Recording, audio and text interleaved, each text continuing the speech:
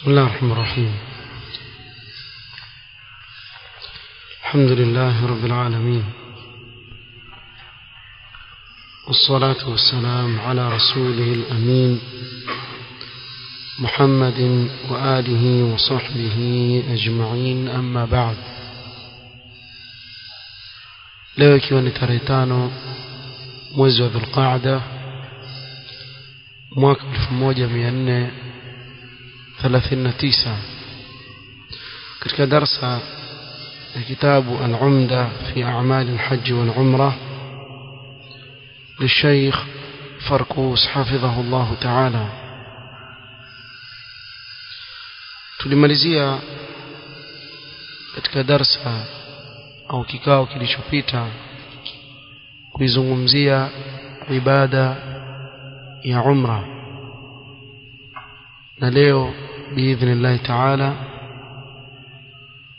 tuanza moja kwa moja kuizungumzia ibada ya haji ambayo huanza tarehe 8 mwezi wa Dhulhijja.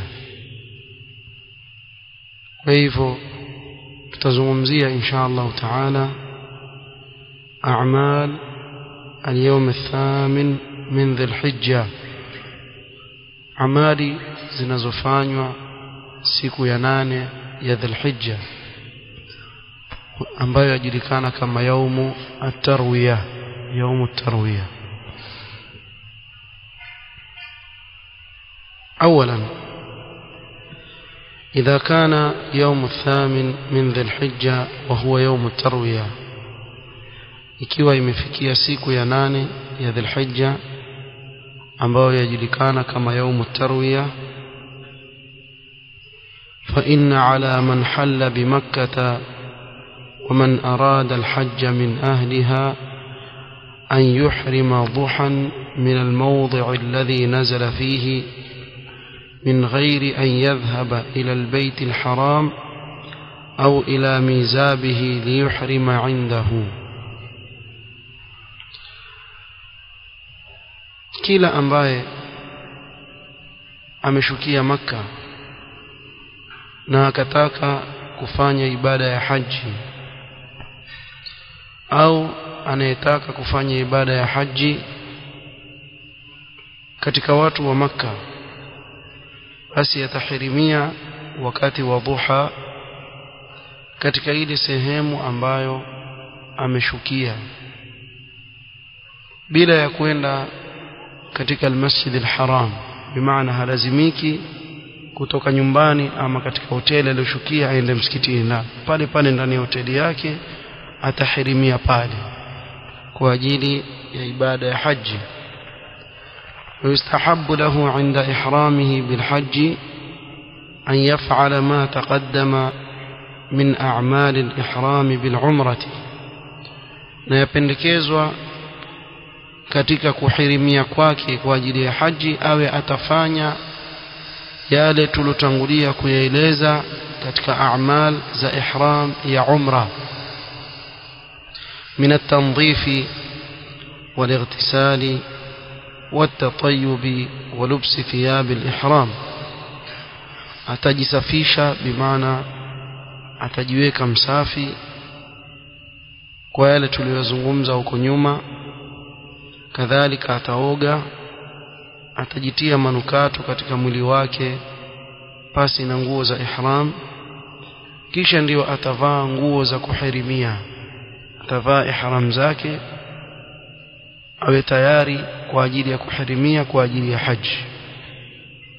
Thumma yaqulu, akishakuwa tayari atasema labbaika hajjan, labbaika hajjan. Na kwa kusema labbaika hajjan tayari atakuwa amehirimia kwa ajili ya nini? Kwa ajili ya haji. Sasa ashaingia katika ibada ya haji. Kinachofuata لبيك اللهم لبيك لبيك لا شريك لك لبيك إن الحمد والنعمة لك والملك لا شريك لك لا شريك لك. ويستحب له الإكثار من التلبية ولا يقطعها حتى يرمي جمرة العقبة الكبرى يوم النحر، na yapendekezwa kukithirisha kuleta talbia, maana atarejea kila wakati labbaik allahumma labbaik labbaik la sharika lak labbaik innal hamda wan ni'mata lak wal mulk la sharika lak. Pendekezwa akithirishe wala sikate talbia mpaka atakapotupa vijiwe katika lile jiwe kubwa siku ya kuchinja, siku ya tarehe 10. Kwa hivyo awe akariri talbia kila wakati, mara kwa mara akithirisha kuikariri talbia, kwa sababu ni mojawapo katika shiar kubwa za ibada ya haji.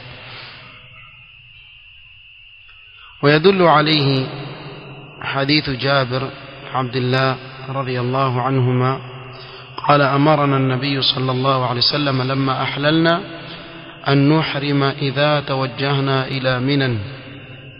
سيما جابر alituamrisha mtume sallallahu alaihi wasallam baada ya kuwa tulikuwa tumehalalika kwa wale waliofanya haji ya tamattu katika masahaba, tuhirimie tukiwa tuelekea Mina.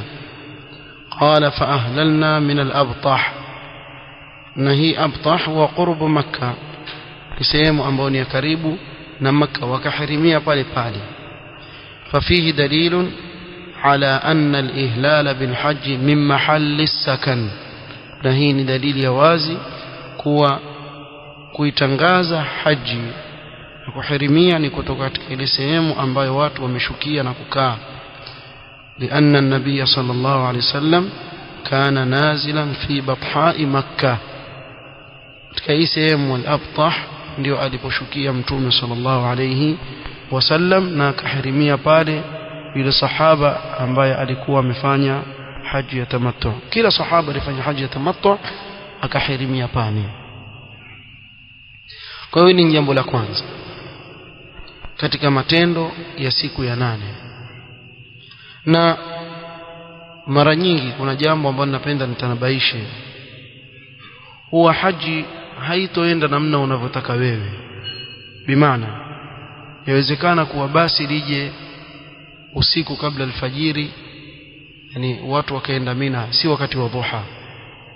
Bimaana alfajiri waenda kuiswali wapi? Mina. Ikitokea hivi haina tatizo lolote wala haijatatiza ibada, sababu hili tunalozungumza hapa ni jambo ambalo lapendekezwa wala sio wajibu. Kwa hivyo utatoka na basi muelekee Mina, na kule kule nyumbani kabla hujatoka waweza kufanya nini? Kuhirimia moja kwa moja. Kwa utasema labbaika hajjan hata kama haijafika ule wakati wa dhuha. Kwa hiyo ukiingia uendelee kama kawaida na ibada yako ya haji, wala hilo halitatizi katika hili, kwa sababu tayari ishaingia tarehe 8 ya Dhulhijja. Tayari ishaingia tarehe 8 ya Dhulhijja. Sababu baadhi ya wakati utakuta kuwa au mara nyingi zile sehemu unazokwenda waenda kabla ya ule wakati ambao wapendekezwa. Na kadhalika siku ya Arafa. Siku ya Arafa ni kuwa mtu aswali Mina alfajiri kisha aelekee Arafa. Mara nyingi utakuta kuwa ni usiku wa kuamkia siku ya Arafa, kabla alfajiri watu washaanza kufanya nini? Kuondoka. Watu waondoka waenda Arafa waswali alfajiri Arafa. Hii pia haitatizi. Utakwenda Arafa, qiyam yake utaifanya siku ile ya pili ya tarehe 9, wala hilo halitatizi. والله المستعان. ثانيا ويسن للحاج التوجه إلى منى قبل الزوال أو بعده من يوم التروية. نسنة وحاج كويلكيا منى قبل يا ظهوري أو بعد يا ظهوري siku ya tarehe 8 siku ya tarwiya. Fayabitu biminan lailata Arafa, atalala Mina usiku wa kuamkia tarehe 9, atalala Mina. ويصلي بها الظهر والعصر والمغرب والعشاء والفجر. نمنا أتصالي صلاة ظهوري، صلاة العصر، صلاة مغربي، صلاة عشاء، نسك وبيلي، صلاة الفجر. كل صلاة في وقتها بلا جمع. كلا صلاة أتصالي وقت واكي bila ya kukusanya swala. Kila swala ataiswali wakati wake bila ya kuzikusanya zile swala. ويقصر الرباعية منها, na swala ambayo ni rak'a 4 ataiswali rak'a 2 ingawa kwa wakati wake. ثم يمكث بها حتى تطلع الشمس في اليوم التاسع, atabakia pale Mina mpaka jua lichomoze katika tarehe 9. Na kama tulivyotaja ni nadra sana mtu kuondoka baada alfajiri siku ya pili. Mara nyingi wale mabasi huja mapema, watu wakapelekwa hata kabla alfajiri. Hii haina neno, sababu ni jambo ambalo linapendekezwa wala sio wajibu kuwa lazima mtu aondoke wakati ule. قال ابن عبد البر: أما صلاته أي ابن عمر رضي الله عنهما يوم التروية بمنى الظهر العصر والمغرب والعشاء والصبح فكذلك فعل رسول الله صلى الله عليه وسلم وهي سنة معمول بها عند الجميع مستحبة. aeleza kitendo cha Ibn Umar radhiyallahu anhuma يوم التروية aliposwali adhuhuri kwa wakati wake rak'a 2, alasiri kwa wakati wake rak'a 2, maghrib kwa wakati wake rak'a 3, kisha akaswali salatu al-isha rak'a 2 na salatu al-fajr pia akaswali akiwa Mina.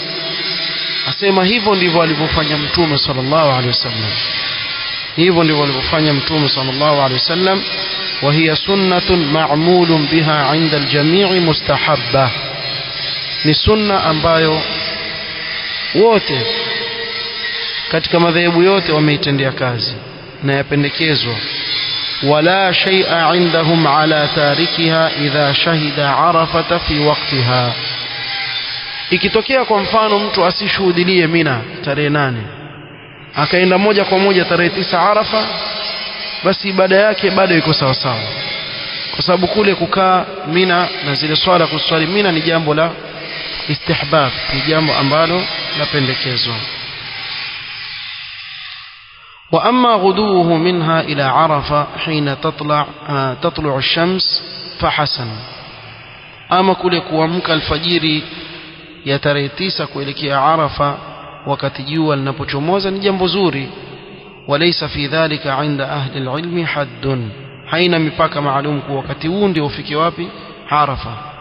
وحسب الحاج البائت بمنى ليلة عرفة أن لا تزول له الشمس يوم عرفة إلا بعرفة. yatosheleza kwa yule aliyefanya haji siku ya Arafa jua lisitue isipokuwa yeye amefika Arafa. Muhimu yani apate wakati amekaa Arafa kabla ya jua kutua katika siku ya tarehe 9. ولا فرق في قصر الصلاة بين أهل مكة وغيرهم من أهل الحل والآفاق, ولا kuna tofauti katika kupunguza swala kwa watu wa Makka na watu wanaotoka mbali. Bimaana hata mtu akiwa ni mtu wa Makka pia ataswali swala ya qasr, haswali kamili. Na hivyo ndivyo alivyofanya Mtume sallallahu alaihi wasallam na masahaba wake.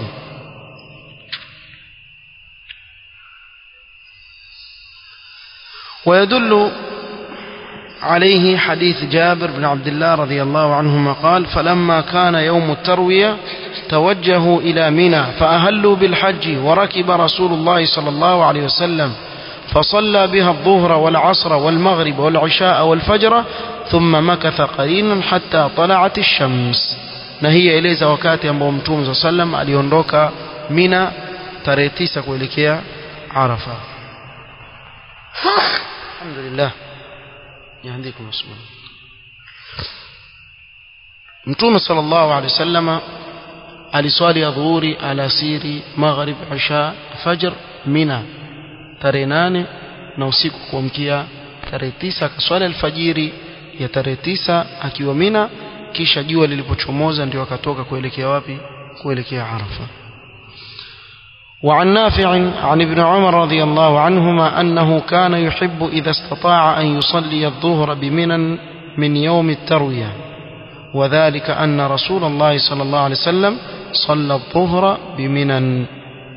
kwa hivyo Ibn Umar radhiyallahu anhuma alikuwa pendelea zaidi akiweza aswali adhuhuri wapi? Mina, siku ya 8 tarehe 8. na hii ni kwa sababu Mtume sallallahu alayhi wasallam ndio swala aliyoanza kuiswali, swala alianza kuiswali Mina ni swala ya nini ya dhuhuri.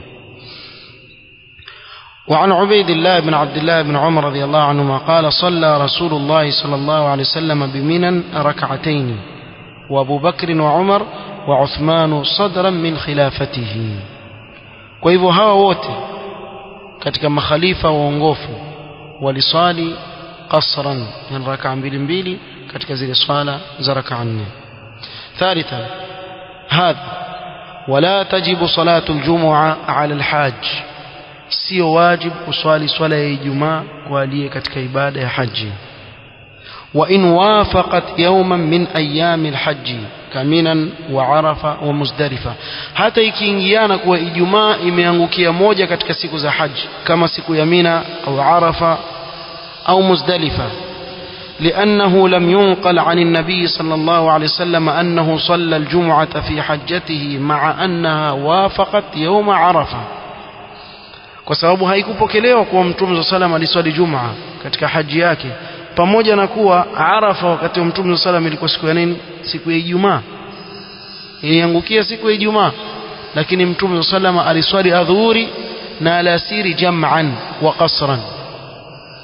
Hii ni siku ya Arafa, tofauti na Mina.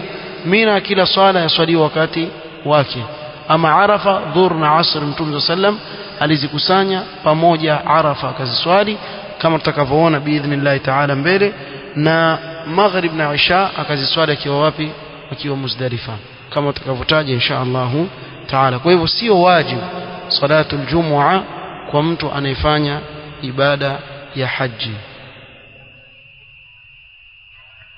وصح عنه صلى الله عليه وسلم أنه قال ليس على مسافر جمعة, kwa hiyo sio wajibu kwa musafir kusali salatul jumua. hata ikiangukia salatul jumua siku moja katika zile siku za haji, ataswali kama kawaida ile haji salatul dhuhri, kwa sababu sio wajibu kwake yeye kuswali swala ya Ijumaa. hii ni kwa kifupi yale matendo yanayofanywa katika siku ya 8 tarehe 8 ya Dhulhijja. biidhnillah taala tukija katika kikao cha kesho alfajiri, kwa wale wanaohudhuria dhuhuri peke yake ushangao twaruka, baada alfajiri pia tusoma, kwa sababu wakati umekwenda sana na imekaribia sana haji, na watu wengi wahitaji kujua ibada hii kabla ya kwenda kuifanya.